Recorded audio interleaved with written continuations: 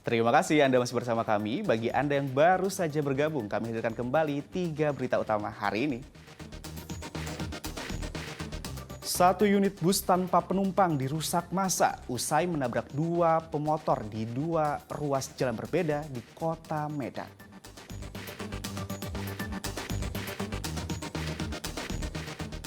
Guru bejat ditangkap polisi karena mencabuli 10 murid perempuan sekolah dasar di Kabupaten Langkat.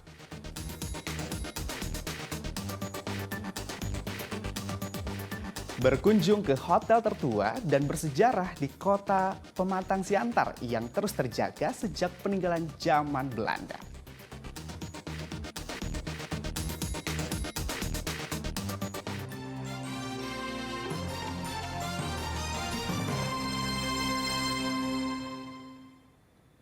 Polres Labuhan Batu menggagalkan peredaran sabu-sabu 3,7 kg dari penggeledahan di sebuah rumah kontrakan di Kampung Lalang, Kecamatan Rantau Selatan.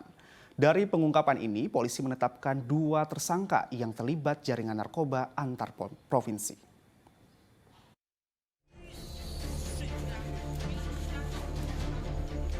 Penggeledahan tersangka Hikmah Batubara di kontrakannya di Kampung Lalang, Kecamatan Rantau Selatan, Kabupaten Labuhan Batu terjadi beberapa hari lalu. Tersangka tidak dapat berkutik saat petugas menemukan kemasan sabu-sabu yang disembunyikannya dalam lemari. Petugas juga menemukan timbangan elektrik, plastik kemasan, serta jutaan rupiah uang hasil transaksi narkoba. Penggeledahan oleh personil Satuan Reserse Anti Narkoba Polres Labuhan Batu ini berdasarkan keterangan awal yang didapat dari seorang tersangka lain bernama Resma Dianto Sibil yang berperan sebagai kurir. Dari penangkapan kurir narkoba, polisi mendapatkan sabu-sabu dengan berat neto 18,9 gram. Terkait dengan perkara ini, kami dari Polres Labuhan Batu terus akan melakukan pengembangan mengenai asal barang narkotika jenis sabu ini. Sehingga sampai saat ini masih terus kita lakukan pengembangan dan kita harapkan kita akan dapat menangkap layer-layer selanjutnya yang di atasnya sehingga peredaran narkotika khususnya jenis sabu di wilayah hukum Polres Labuhan Batu ini bisa kita berantas.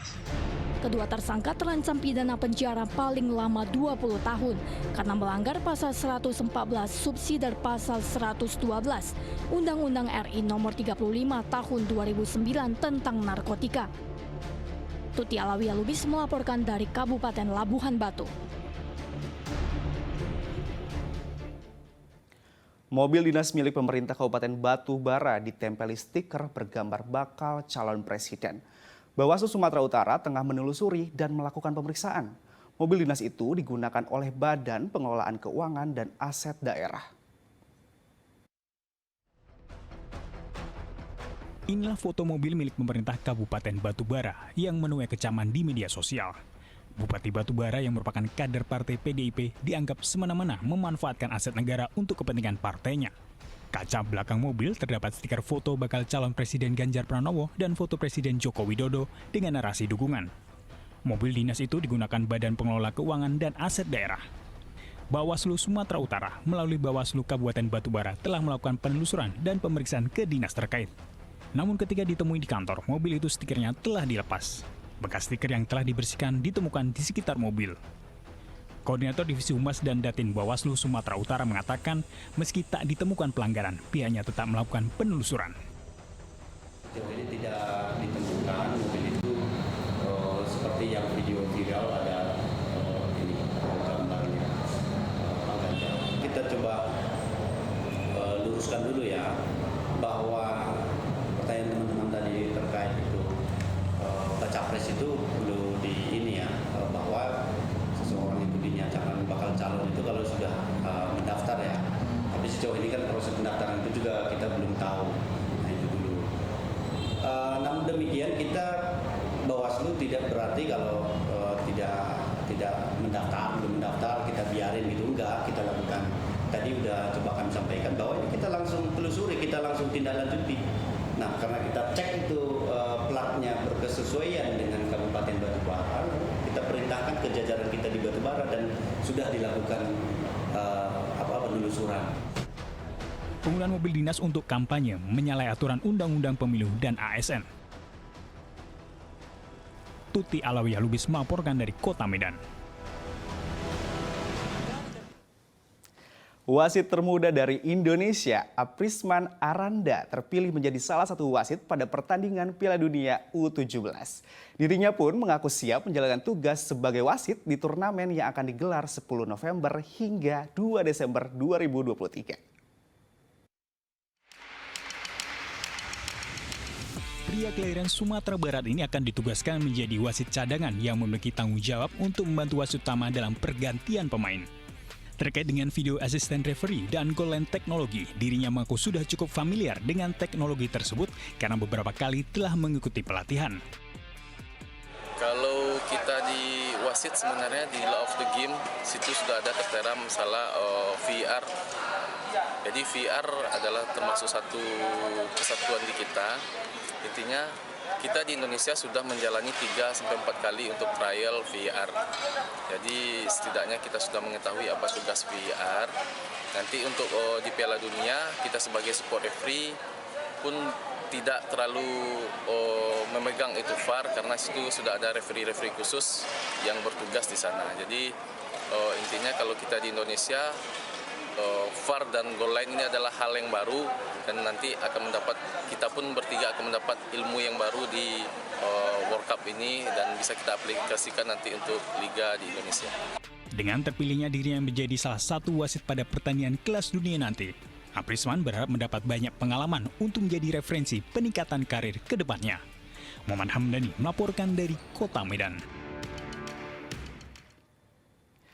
Saya ajak Anda singgah ke hotel tertua dan bersejarah di Kota Pemantang Siantar. Ya, Siantar Hotel. Meski dibangun sejak 1913, bangunan hotel tetap masih terjaga. Mari kita lihat keklasikan bangunannya.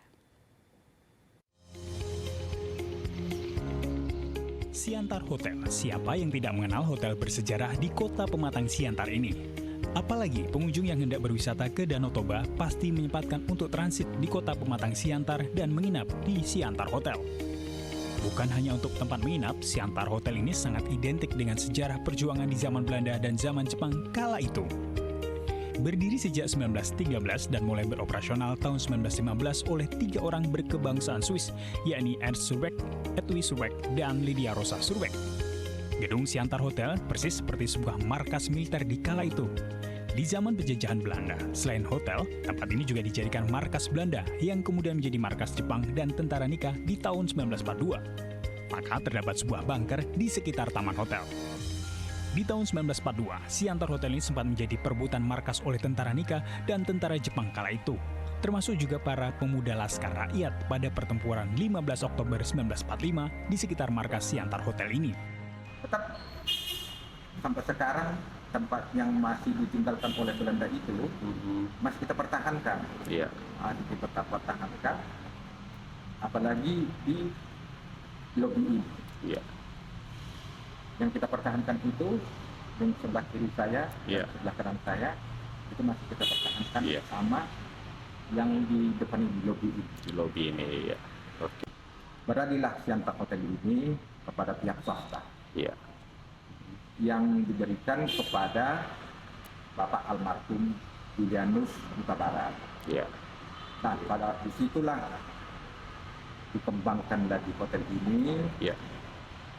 dibuat penginapannya, Penambahan ya. restorannya, dan dibuat tempat untuk rapat-rapat. Iya. Kala itu, Siantar Hotel dulunya banyak dikunjungi warga negara asing.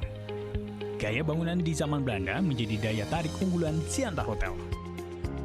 Dian Asmara melaporkan dari Kota Pematang Siantar.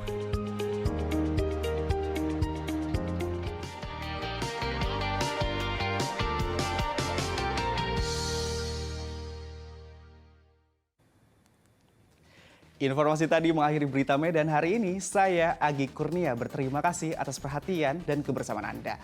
Selamat beraktivitas dan sampai jumpa.